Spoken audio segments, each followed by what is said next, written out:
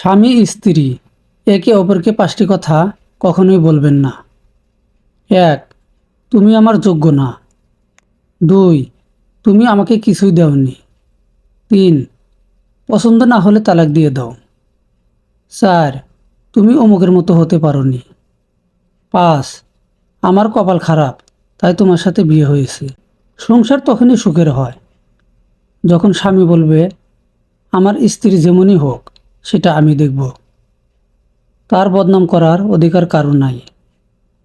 আর স্ত্রী বলবে, আমার স্বামী যেমনই হোক আমি দেখব, তার বিপক্ষে কোনো কথা শুনতে আমি রাজি না।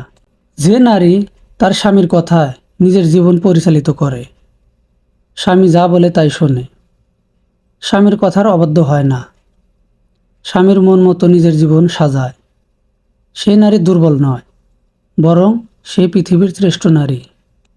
স্বামী স্ত্রীর মতো ঝগড়া হবে, এটাই স্বাভাবিক।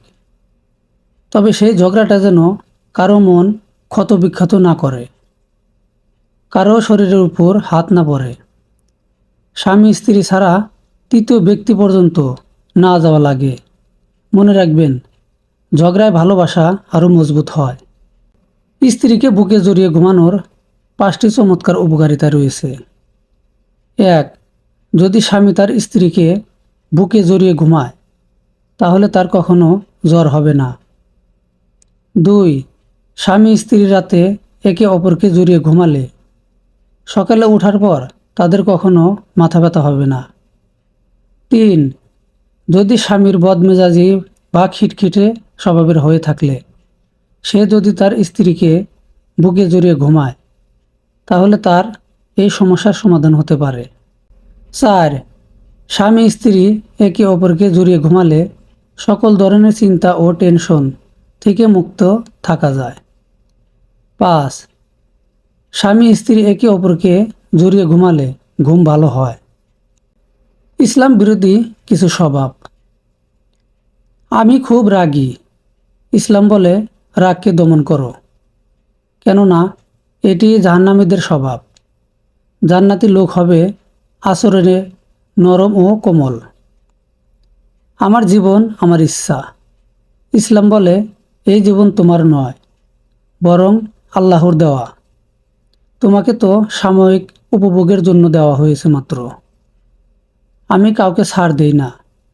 কুরআন বলে, যারা অন্যের দোষ ত্রুটি মাফ করে দেয়, এই ধরনের সৎ লোকদের অত্যন্ত ভালোবাসেন।